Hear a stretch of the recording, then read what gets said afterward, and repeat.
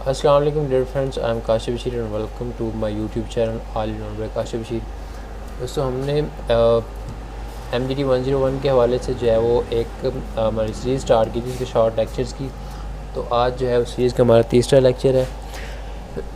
पिछले दो लेक्चर्स हैं, उनमें से अगर आपको किसी भी चीज़ की समझ नहीं आई तो आप मुझसे उस वीडियो के कमेंट बॉक्स में पूछ सकते हैं।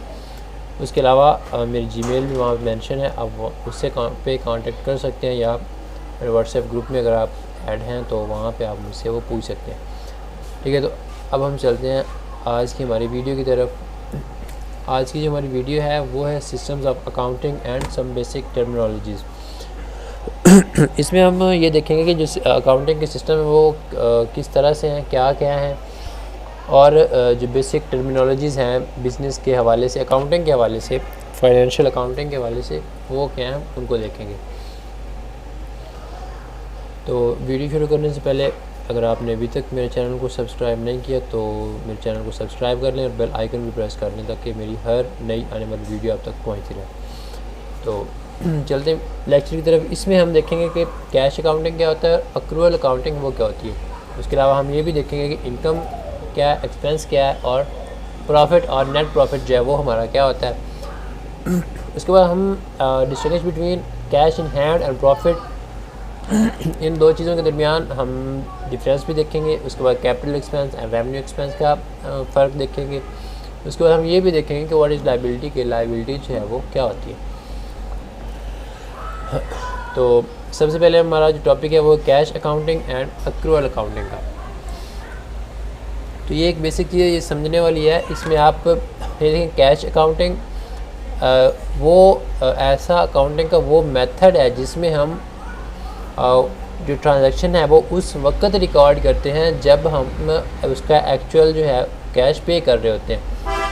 फॉर एग्ज़ाम्पल, आपका बिजली का बिल जो है वो जनवरी के महीने का है, वो आपका जनवरी का बिल है वो आपको 15 फरवरी को रिसीव होता है, मतलब कि एक माह बाद रिसीव होता है ना।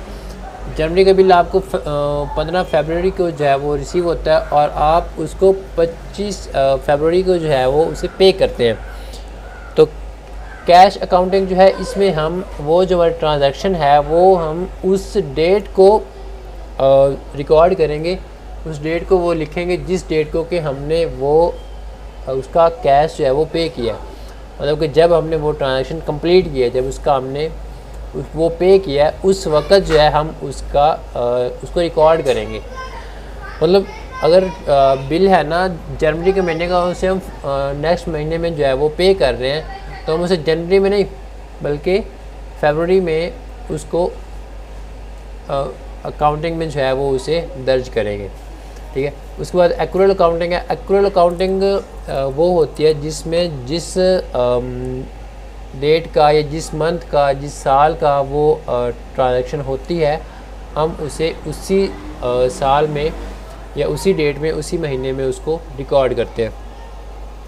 इसी ऊपर वाले महीने की मिसाल की हम देख लेते हैं दोबारा कि जनवरी का बिल है वो पे करने फरवरी में, तो फरवरी जो होगा अगर हम उसे फरवरी में रिकॉर्ड करेंगे, मतलब उसे लिखेंगे, तो वो हमारी होगी कैश अकाउंटिंग। और वही अगर हम उसे पे तो फरवरी में कर रहे हैं लेकिन एक्चुअल जो है वो ये एक्रूवल जो है ये निकला है एक्चुअल से, मतलब एक्चुअल कि वो एक्चुअली है किस डेट की है, किस मंथ की, किस साल की।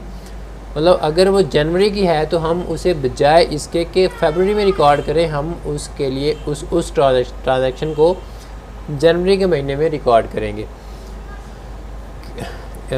इसका वो समझा। कैश अकाउंटिंग वो जब हम उसका एक्चुअल कैश पे करते हैं, उसको एक्चुअल जो पे करते हैं उस वक्त हम जो है उसे रिकॉर्ड करते हैं, मतलब जिस वक्त हम उसका कैश दे रहे हैं, पैसे दे रहे हैं, जिस वक्त हम कर रहे हैं, तो उस महीने में, उस डेट में हम उसको रिकॉर्ड करते हैं। और एक्रूवल अकाउंटिंग जो है उसको हम उस डेट को या उस महीने में या उस साल में रिकॉर्ड करते हैं जिस साल की वो एक्चुअल ट्रांजैक्शन है। जनवरी का बिल है तो हम चाहे फरवरी में पे करें, मार्च में पे करें, हम उसको रिकॉर्ड जनवरी में ही करेंगे क्योंकि हमारा वो जनवरी का एक्सपेंस होता है। ठीक है, तो ये जो है अकाउंटिंग के दो सिस्टम है। आई होप कि समझ आ गई होगी आपको। उसके बाद है इनकम, कि इनकम जो है वो हमारी क्या होती है। Income is the value of goods और services that a business charge from its customers, कि इनकम जो है वो हमारे वो वैल्यू होती है या जो हम चीज़ें सेल कर रहे हैं या सर्विसेज दे रहे हैं, तो उसके बदले में जो हम अर्न करते हैं, जो कस्टमर से लेते हैं, वो हमारी इनकम होती है। फॉर एग्जाम्पल अगर हम एक ग्रॉसरी स्टोर है हमारे पास, तो हमारे पास कोई कस्टमर आता है, वो हमारे पास चीज़ें लेता है, तो वो जब लेके जाता है और चीज़ें लेता है हमसे, चीज़ें लेके वो हमें उसके बदले में पैसे देता है, तो पैसे जो होंगे वो हमारी इनकम होगी, ठीक है। इनकम मतलब वो हमें पैसे आ रहे हैं, वो हमारी इनकम होगी, ठीक है। या सर्विसेज हो गई, जैसे कि कोई बंदा जाके कोई ड्यूटी कर रहा है, फॉर एग्जाम्पल ये पुलिस की मिसाल ले लें कि एक बंदा ड्यूटी कर रहा है, वो अपनी सर्विस दे रहा है, वो वहाँ पे सर्विस कर रहा है, तो इसका मतलब है कि वो जो है उसकी सर्विस के बदले में उसे पे जो किया जाता है, जो उसकी सैलरी आती है, वो उसकी इनकम होगी। उसके बाद है हमारे एक्सपेंसेस। एक्सपेंसेस जो हैं वो हमारे क्या होते हैं। Expenses are the cost incur to earn revenue, के जो एक्सपेंस है वो हमारे वो खर्चे होते हैं, वो चीज़ें होती हैं, वो हमारे कॉस्ट होती है जो कि हम अपना रेवेन्यू जनरेट करने के लिए खर्च करते हैं। फॉर एग्जांपल आपने एक आपके माइंड में प्लान आया कि हमने जो है वो एक बुक शॉप खोलनी है, तो उसके लिए ये तो नहीं होगा ना कि आप जाके रखेंगे बुक्स और उसको सेल करना शुरू कर देंगे, नहीं। उसके लिए पहले आपको कोई पॉइंट ढूंढना पड़ेगा, कोई शॉप ढूंढना पड़ेगी, उसके बाद आप उसमें शेल्फ्स वगैरह लगाएंगे कि बुक्स कहाँ पे रखनी है, कैसे रखनी है। ज़ाहिर सी बात है उस पर जो कुछ खर्चा होगा, कुछ एक्सपेंस होगा, तो वो हम एक्सपेंस किस लिए कर रहे हैं, हम जो अपनी बुक शॉप खोलने के लिए, बुक शॉप किस लिए खोल रहे हैं, to earn revenue, to earn money, हम वो पैसे कमाने के लिए शॉप खोल रहे हैं, तो वो जो भी होगा वो हमारा एक्सपेंस होगा, ठीक है। In order to earn revenue, one has to spend some money, such as the cost of goods that are sold or the money paid to the individual who are providing services plus other costs। ये चीज़ है कि हम books ला रहे हैं, तो वो भी हमारी फिर कॉस्ट होगी, कॉस्ट ऑफ परचेज़ होगी, ठीक है।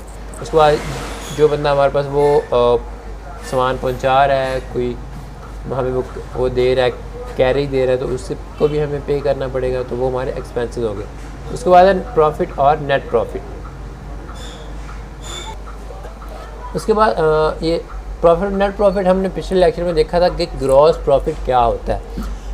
ग्रॉस प्रॉफिट वो प्रॉफिट हमारे पास होता है जिसमें जो कि हम चीज़ सेल की है हमने, तो हमारे पास जो पैसे आए हैं, 100 की चीज़ हमने 150 में सेल कर दी है, तो वो जो 50 रुपये हैं वो हमारा ग्रॉस प्रॉफिट होगा। मतलब उसमें अभी तक हमने उसमें से कुछ भी नहीं निकाला, सीधा जो प्रॉफिट आया है वो हमारे पास 50 रुपये है, वो हमारा ग्रॉस प्रॉफिट होगा। और जो नेट प्रॉफिट होता है, नेट प्रॉफिट वो वाला प्रॉफिट होता है जिसमें से हम अपने सारे एक्सपेंसेस, सारे खर्चे निकाल के जो हमारे पास बचता है वो हमारे पास नेट प्रॉफिट होता है, ठीक है। तो मतलब कि प्रॉफिट और ग्रॉस प्रॉफिट जो है उसमें बेसिक फ़र्क ये होता है कि जो ग्रॉस प्रॉफिट होता है उसमें हमारे सारे एक्सपेंसेस शामिल होते हैं, और जो प्रॉफिट या नेट प्रॉफिट होता है उसमें से हम अपने सारे एक्सपेंसेस जो हैं उनको माइनस कर देते हैं। इसका फार्मूला भी दिया हुआ है, net profit is equal to income minus expenses, ठीक है। तो ये आप ज़हन में रखिएगा, ये इम्पोर्टेंट है, ये MCQ में भी आ सकता है, और आपको वो क्वेश्चन भी दे सकता है कि भाई इसका जो है वो आप नेट प्रॉफिट फाइंड करें, ठीक है। उसमें आपको टेबल दे देगा कि ये एक्सपेंसेस हैं, ये उधर खर्च किया, ये उधर किया, ये वो मतलब वो सारा दे के आपको कहेगा कि इसमें से नेट प्रॉफिट जो है वो आप फाइंड करें, ठीक है। उसके बाद cash in hand and profit. Cash in hand जो है वो क्या होता है और प्रॉफिट जो है वो क्या होता है। ये आपको कैश इन हैंड मैंने लास्ट लेक्चर में बताया था कि कैश इन हैंड जो है ये भी मैंने डिस्कस किया कि वो कैश होता है जो चीज़ें सेल करने के बाद आपके पास बचता है, आपके पास आता है। मतलब वो वाली मिसाल ले लें कि 100 की चीज़ आपने 150 में सेल किया, तो वो जो हमारे पास 150 है, पहले ग्रॉस प्रॉफिट हम देखते थे कि 100 की चीज़ 150 में सेल की, तो 50 जो ऊपर वाला है वो हमारा ग्रॉस प्रॉफिट। और कैश इन हैंड का मतलब है कि हमने 100 की चीज़ 150 में सेल किया, तो वो 150 का 150 जो हमारे पास आया है, क्या वो हमारा प्रॉफिट है? नहीं, वो उसे हम कहेंगे कैश इन हैंड। मतलब कि वो जो है वो हमारे पास कैश बाकी बचा है, पैसे आए हैं टोटल। तो उसमें से हमने क्या करना है, उसमें से हमने सबसे पहले तो कॉस्ट निकालनी है कि जो चीज़ हमने सेल की उसकी कॉस्ट कितनी है। सबसे पहले हम वो माइनस करेंगे, उसके बाद उसके में से एक्सपेंसेस माइनस करेंगे, तो वो जो बाकी बचेगा वो हमारे पास प्रॉफिट होगा। ठीक है, कैश इन हैंड और ग्रॉस प्रॉफिट, इसको आप ध्यान में रख लें। ग्रॉस प्रॉफिट वो होता है कि मतलब 100 की चीज़ 150 में सेल करके जो 50 बचता है हमारे पास उस कॉस्ट से ऊपर, वो हमारा प्रॉफिट होगा, ग्रॉस प्रॉफिट।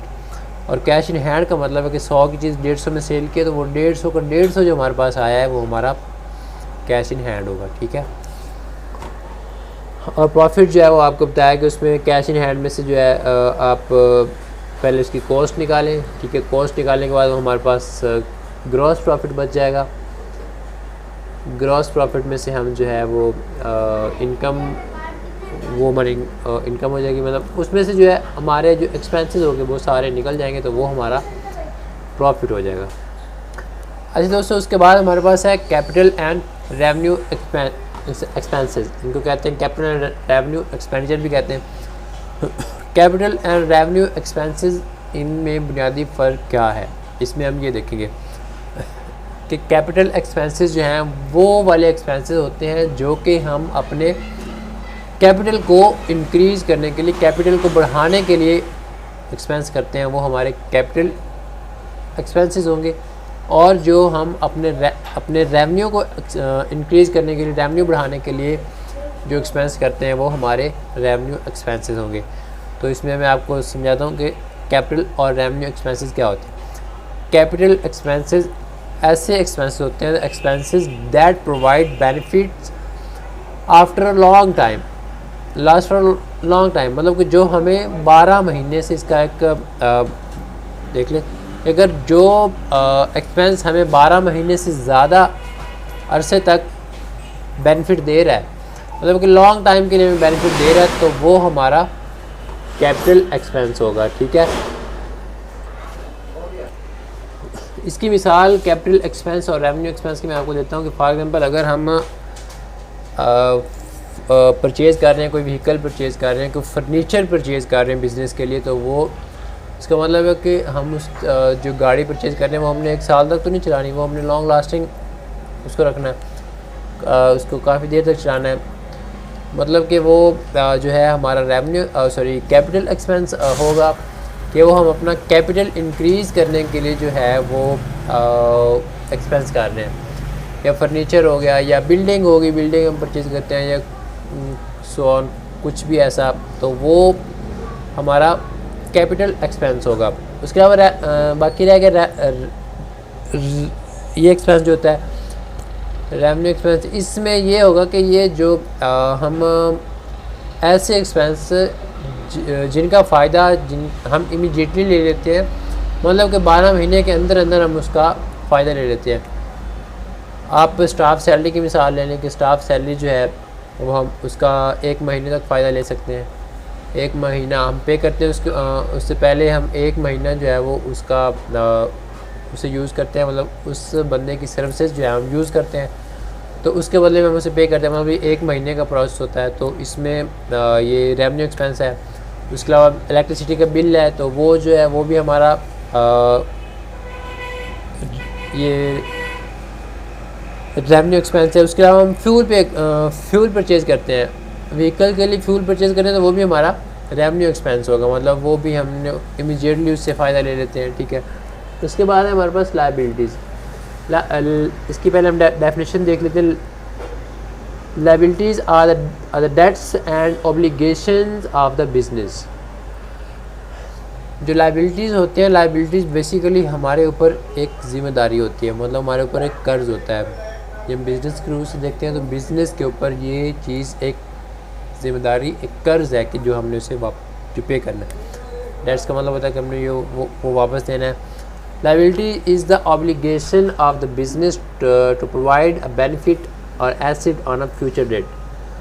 मतलब हम कोई चीज़ लेते हैं, कोई सर्विस लेते हैं, कोई या या कोई और चीज़ मतलब कि कोई गुड्स वगैरह परचेज़ करते हैं तो हम उसको कहते हैं भाई हम ये आपका जो पेमेंट है वो फ्यूचर डेट तक हम डिले कर देते हैं कि आपको बाद में हम दे देंगे, ठीक है। जिस तरह के हमने वो याद करें, हमने क्रेडिट ट्रांजैक्शंस देखा, वो हमने पढ़ा था। क्रेडिट ट्रांजैक्शंस वो वाले ट्रांजैक्शन होते हैं जिनको का हम चीज़ तो ले लेते हैं लेकिन उसके बदले में पे नहीं करते, या चीज़ दे देते हैं उसके बदले में हम और पेमेंट उस वक्त रिसीव नहीं कर सकते, वो नहीं देता, वो फ्यूचर टाइम के लिए डिले कर देता है। तो ये जो डिले कर रहा है जिसने देने हैं वो उसके ऊपर लायबिलिटी होगी, ठीक है। और इसकी मैं आपको ये दे देता हूँ, ये जो लायबिलिटी होती है ना, ये बिज़नेस के ऊपर मतलब जिसके ऊपर लायबिलिटी होती है, जिसने पे करनी होती है उसका ये क्रेडिट होता है, और जिसने ये रिसीव करना होता है वो उसके लिए वो डेबिट होता है। फॉर एग्जांपल एक कस्टमर आता है हमारे पास शॉप पे, वो कोई चीज़ लेता है, वो फ्यूचर टाइम के लिए पेमेंट डिले करता है कि मेरे पास इस वक्त नहीं है या काम मैं बाद में दे देता हूँ। तो जो बिज़नेस है, जो आप हैं, आपने तो वो वापस लेने, आपने रिसीव करने तो वो आपका डेबिट होगा, ठीक है। और जो जिस बंदे ने पे करने आपको, उसके लिए वो चीज़ क्रेडिट होगी, मतलब वो उसने आपको वापस करने है, ठीक है। दोस्तों ये था हमारा आज का लेक्चर। आई होप कि आपको समझ आ गई होगी। अगर फिर भी किसी भी चीज़ में, किसी भी टॉपिक पे कोई आपको इशू है, कोई मसला है, तो आप मुझसे डिस्कस कर सकते हैं। मेरी जीमेल भी मेंशन है। उसके अलावा मेरा अगर आप व्हाट्सएप ग्रुप में हैं तो वहाँ पे भी आप इसको डिस्कस कर सकते हैं। ओके, नेक्स्ट लेक्चर के लिए अपना ख्याल रखिएगा। अल्लाह हाफिज़।